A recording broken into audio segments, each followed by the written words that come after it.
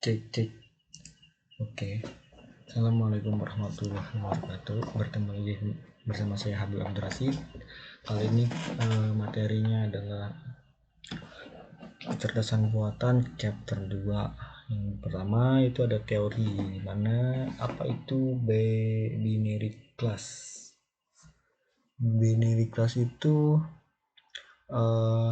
semacam kelas konsep dasar yang melibatkan klasifikasi data yang menjadi dua kelompok. Binary classification juga membagi data menjadi dua bagian, yaitu data training dan data test. Dengan catatan data training nantinya akan digunakan untuk membuat model klasifikasi, sementara data testing digunakan untuk menguji. Nah, misalkan ini yang biru itu data training, dan yang oranye juga data training. Kemudian mereka akan digabungnya itu yang tengah ini antara campuran untuk menjadi hasil dari data tes klasifikasi tersebut. Kemudian apa itu supervised learning dan unsupervised learning dan clustering. Supervised learning merupakan pembelajaran yang ada supervisornya pada setiap datanya. Kemudian label maksudnya tag dari data yang ditambahkan dalam machine learning model. Supervised learning mempunyai nilai input dan output yang mampu melakukan prediksi dan klasifikasi. Misalkan ada suatu satu provider hosting di Indonesia ingin melakukan ramalan tentang data pengguna website 5 bulan ke depan. Kemudian ada unsupervised learning. Unsupervised learning ini memiliki label yang sebagai dasar prediksi baik membuat classification dan regression algoritma. Dalam hal ini, data real itu sangat banyak yang tidak memiliki label. Unsupervised learning tidak menggunakan label dalam memprediksi fitur atau variabel, melainkan menggunakan kesamaan dari atribut-atribut yang dimiliki, sehingga akan dilakukan kelompok-kelompok klaster. Kemudian clustering, ini bertujuan untuk mengelompokkan titik-titik data yang berdekatan dan memisahkannya dengan kelompok-kelompok yang lain. Clustering ini dapat dilakukan secara unsupervised, artinya tidak ada contoh bagaimana seharusnya mengelompokkan titik-titik tersebut. Nah, titik-titiknya dipisah. Jika warna hijau berarti warna hijau semua, warna merah semua, dan warna hitam semua. Kemudian jelaskan apa itu evaluasi dan akurasi dari buku dan disertai ilustrasi contoh gambar sendiri. Evaluasi dan akurasi dari buku ini merupakan suatu bentuk evaluasi yang dilaksanakan pada tahap pengembangan program dan sebelum program dimulai. Evaluasi dilakukan saat melaksanakan suatu program dengan bertujuan utama ialah untuk meyakinkan bahwa rencana disusun dengan benar dan sesuai dengan masalah yang ditemukan. Kemudian jelaskan bagaimana cara membuat dan membaca conversion matrix. Conversion matrix merupakan suatu model yang digunakan untuk melakukan perhitungan akurasi. Terdapat 4 istilah diantaranya, yaitu TP atau true positive, TN true negative, false positive atau FV, dan FN false negative.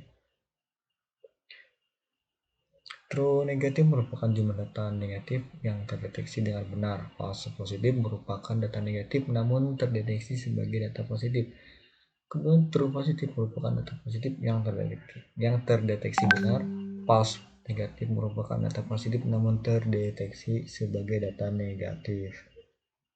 Nah, ini tabel true value-nya.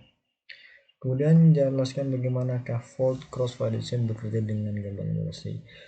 Cross validation fault merupakan suatu metode atau statistik yang dapat digunakan untuk mengevaluasi kinerja model atau algoritma. Cross validation fault terdapat data yang dipisahkan menjadi dua subset, yaitu data proses pembelajaran dan data validasi. Biasanya cross validation fault digunakan karena dapat mengurangi waktu komputasi dengan tetap menjaga keakuratan estimasi. Mungkin teman-teman seperti ini cross validation fault itu. Kemudian dari sini ke sini juga bisa. Kemudian jelaskan apa itu decision tree dengan gambar ilustrasi.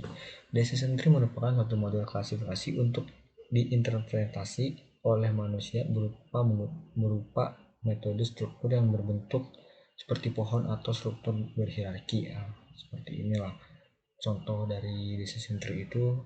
Pilihan misalkan ini umur 40 tahun, apakah dia harus memilih edukasi atau milik rumah. Jika iya, maka akan ada lagi pilihan, yaitu income di atas 5.000 atau memberikan kredit. Jika tidak, maka to refuse atau give a credit. Jadi setiap pilihan yang diambil akan memiliki decisionnya lagi. Kemudian apa itu information gain dan entropy? Information gain merupakan salah satu metode algoritma untuk menyeleksi fitur untuk menentukan batas dari kepentingan sebuah atribut. Lalu entropi pada metode ini menggunakan konsep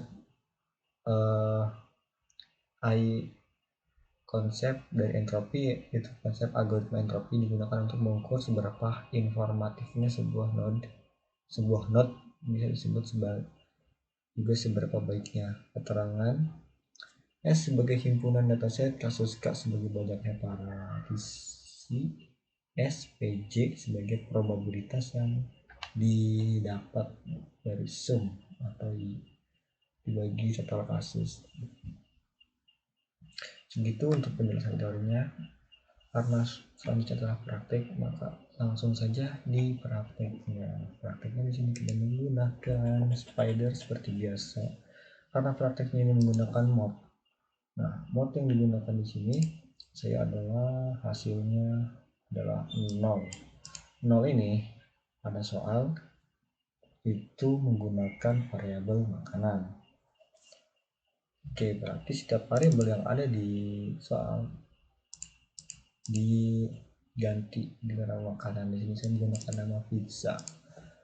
Nah, pada soal yang pertama kita mengimport dataset.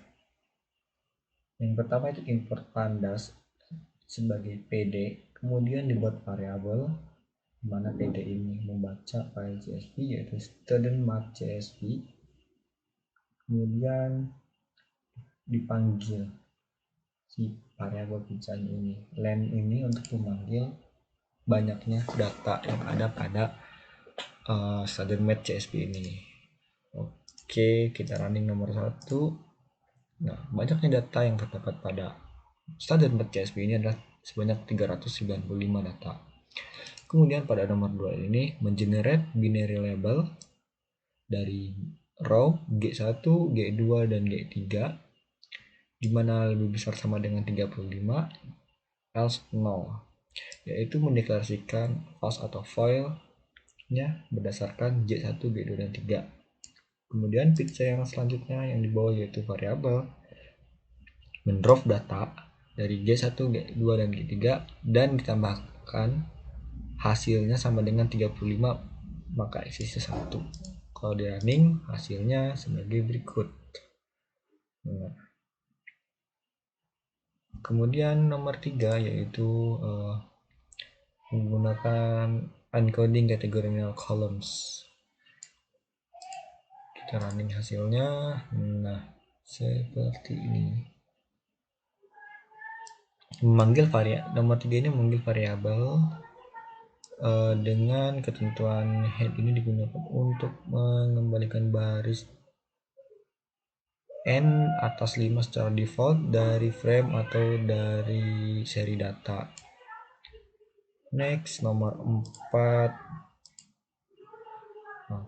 Nomor 4 hasilnya itu spacing 166 out of 395 atau sama dengan 42,003%. Ini artinya dari 395 data yang memiliki output atau hasil dari data tes itu adalah 166 data, dimana dari codingan pertama data akan dibuat sampel, variabel pizza akan dibuat sampel, kemudian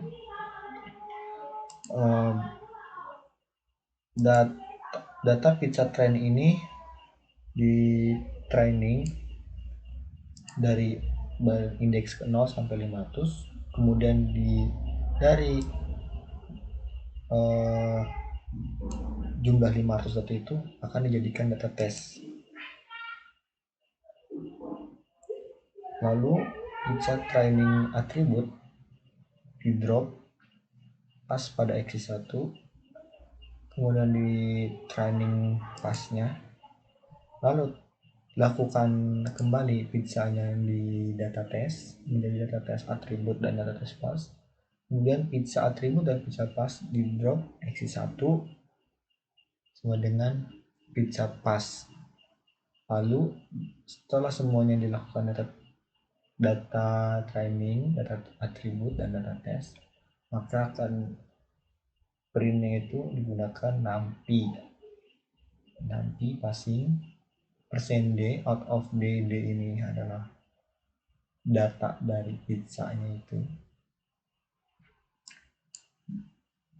maksudnya d ini nanti akan menampilkan angka dari variabel pizza. Rumusnya ini seperti ini: NumPy summary NumPy sum pizza pas, kemudian line pizza pas, kemudian koma 100 dikali float NP sum pizza pas dibagi line pizza pas untuk mengalihkan nilainya. Lanjut ke nomor 5. Nomor 5 ini melakukan fit decision tree, hasilnya tidak ketahuan dari sini. Kemudian visualisasi pohonnya, namun di sini terjadi bug, grafisnya tidak muncul. Maka lanjut ke nomor 7. Nomor 7 ini untuk menyimpan data dari nomor 6 ini. Untuk menjalankan nomor 6 ini, jika error maka kalian harus menginstal grafisnya. Namun di sini tidak tahu kenapa grafis dari nomor 6 ini tidak muncul, dan nomor 7 melakukan saving dari grafis ini. Jadi yang nomor 5 ini untuk mendefinisikannya, kemudian nomor 6 ini untuk menampilkan grafisnya itu, kemudian nomor 7 untuk menyimpannya. Lalu nomor 8 itu nomor 8 untuk menampilkan skor atau prediksi yang diberikan pada data input baru. Nah, hasilnya 0, sekian. Kemudian nomor 9 untuk mengetahui akurasi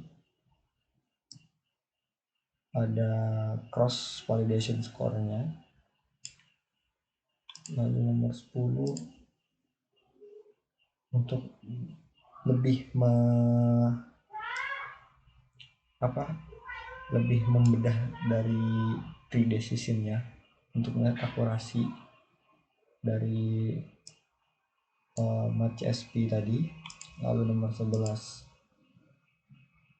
ini untuk menampilkan depth akurasi yang akan membuat array akurasi setiap nilai yang ada pada match.csv akan ditampilkan. Kemudian yang nomor 12 itu untuk menampilkan plotnya, plot dari data yang sudah diimport dari sebelumnya. Oke, cukup sekian dari praktek chapter 2 ini. Mohon maaf bila ada kekurangan. Wassalamualaikum warahmatullahi wabarakatuh.